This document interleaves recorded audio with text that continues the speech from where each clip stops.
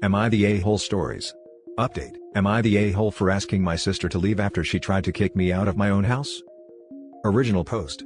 My 26 female sister, who I'll call Emily, moved in with her husband, 29 male, who I'll call Roger, 2 years back.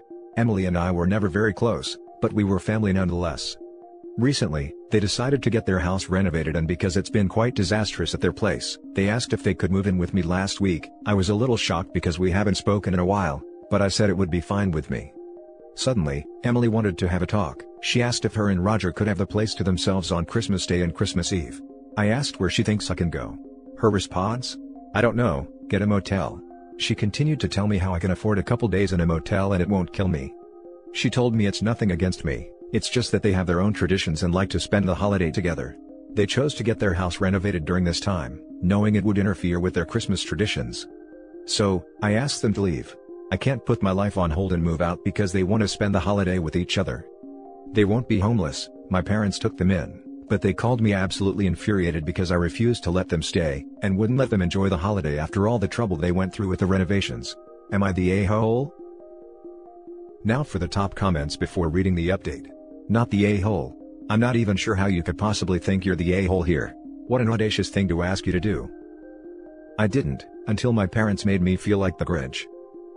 Ask them how they'd feel being asked to leave their own home during Christmas, and pay for their own motel to do so, nonetheless. I'm aghast. Not the a-hole. Ha ha ha, wow, what self-entitled a-holes. Leave your home on Christmas Eve and Christmas please, because we have our own traditions. Not the a-hole. I'm starting a new Christmas tradition of kicking freeloaders out of my house. There's the door. If it hits you on the way out, it's a Christmas bonus. Info: Are your parents leaving their house on Christmas so your sister can host her annual intercourse under the tree party? Like, loud or kinky action is the only thing that makes sense here for why she asked you to leave your own house. Obviously not the a-hole. My exact thoughts. They must have some weird actual traditions if they wanted the whole house to themselves. Edit: Thank you for the awards and support. I keep seeing the "how could you be an a-hole" comment. I understand it, but my entire family did turn against me. That sort of thing messes with your head. Thank you nonetheless for all of your help. And now for update.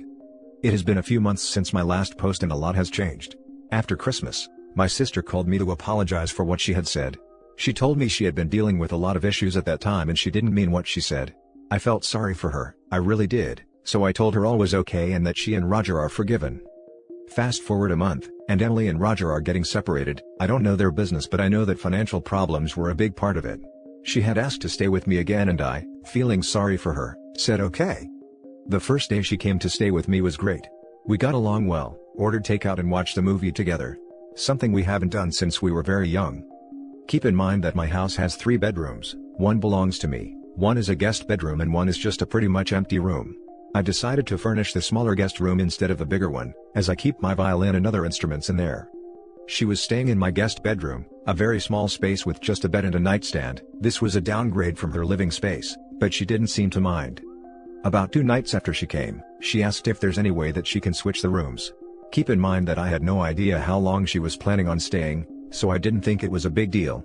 The room has a comfortable bed and a nightstand with some drawers. It's not permanent, so I told her no. This was when the bigger problems started. She began to leave her dirty clothes and dishes all over the floor. She'd stained a quilt that a close friend of mine had made for me with food. I asked her to please keep my rooms tidy and she started to break down crying. She told me she was feeling very down and that she is sorry. I understand this sort of thing, but I still asked her to keep tidy as she was living here for free. She kept doing it, however, and I asked her to leave again to stay with my parents. Jerk move? Maybe, but the room was dirty and smelled disgusting. A few of my friends say I'm too harsh with her, but I had really tried to get along with her, but we just don't work.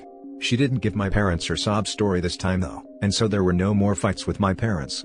Fast forward again to last week, my sister gives me a call and apologizes. She told me that she knows we can never be friends, but she hopes we can be civil. I said absolutely.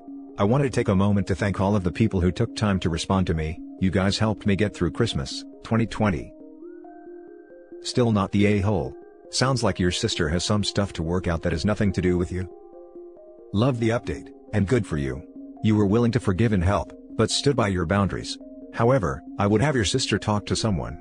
It sounds like she is going through a lot, and the sluggishness could be a sign she is depressed. Get rid of those friends honestly. They aren't supporting you, and apparently see you as an inexhaustible source of hospitality for others.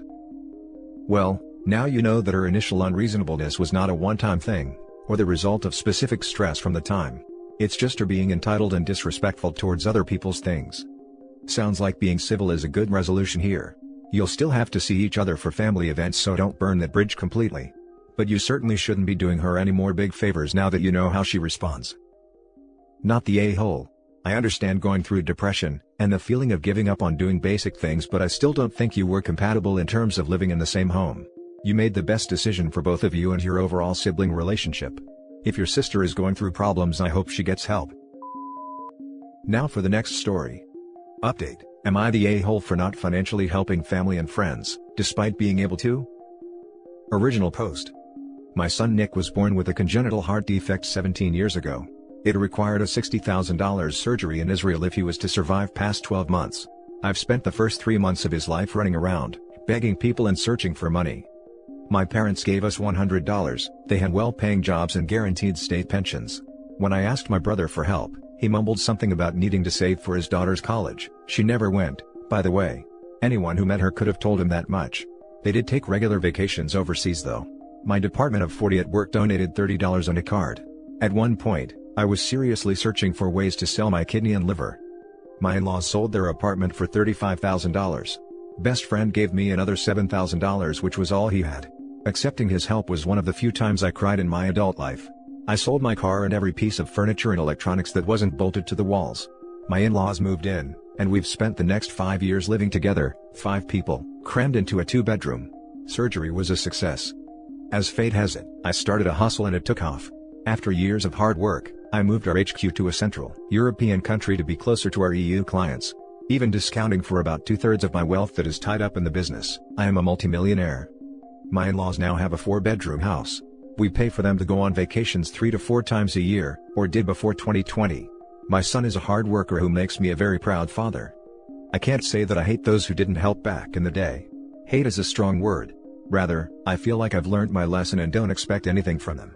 I don't invite my parents for visits. They are welcome to pay for their flights and a hotel room, but I won't cover their expenses like I do with the in-laws. My brother asked for a loan to start his business 5 years ago. I said the time wasn't right. 2 months ago, his daughter got into a car accident, drunk driving. Nothing seemingly life-threatening, but a lot of nasty scarring on her legs that require a costly cosmetic surgery. I suggested he looks into downsizing as I am focused on helping my kids get good education. Old coworkers who wanted to join my business once it took off, were told to apply through the regular process. Except for my best friend. He's been my partner from the start and I sleep better at night knowing we've got each other's backs. It comes without saying there have been lots of very unhappy people in my life. In our culture, you're expected to support your community and family, do favors. Nepotism is very much an ingrained thing. You're supposed to bring over your family if you're lucky enough to root yourself in the Western world, help friends emigrate. My parents told me to my face they are ashamed of me and how the Western culture has changed me. I've been called many things, way worse than a-hole and heartless. After hearing my story, tell me Reddit, am I though? Edit, to those wondering why my parents had a pretty lukewarm response, if you can even call it that. The surgery had a 40% success rate. They thought we should let nature run its course, and instead, try for a new baby. It may sound horrendous to Westerners, but it's not that cold of a statement to someone in our home country, but obviously wife and I didn't take it well. Now for the top comments before reading the update. Not the a-hole. Your in-laws sold their $35,000 house to help you. Your best friend gave you all he had to help your son. Nobody else helped you, or even pretended to help you and your son. Your in-laws deserve everything you're giving to them because they were one of the only people there for you at your absolute lowest.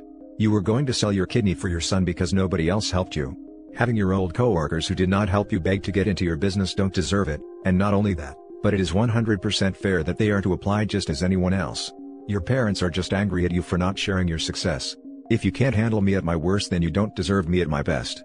That goes for you and your son in relation to rest of family. Not the a-hole. But your parents and old coworkers certainly are. Ha, this is probably the first time the "can't handle me at my worst" phrase made any sense to me. Thanks for putting a smile on my face. Try for a new baby? To quote a fellow Redditor, what the Kentucky Fried Duck? Not the a-hole man, glad your kiddo is good and you made it. I often say friends are the family you pick for yourself. Stick with them. Not the a-hole. In our culture, you're expected to support the community. They didn't support you when it was a literal life and death situation for your son. You don't owe them anything. Good for you that everything went so well in your life. Keep supporting those that supported you, like your in-laws and best friend. Not the a-hole. They're not obligated to help you and you're not obligated to help them. Don't help them. But your parents comment about, let nature run its course and instead try for a new baby. Like, what the hell do they smoke?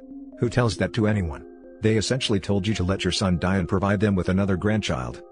Should have gone no contact then and there. Nobody needs such people in their lives. It's very hard to explain this, but it's truly not as horrific as it sounds for people raised and living in that culture. I don't know how to get it across in a just manner.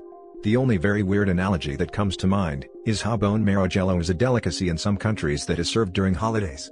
And in other cultures, people would have a complete WTF moment if they are told this is food.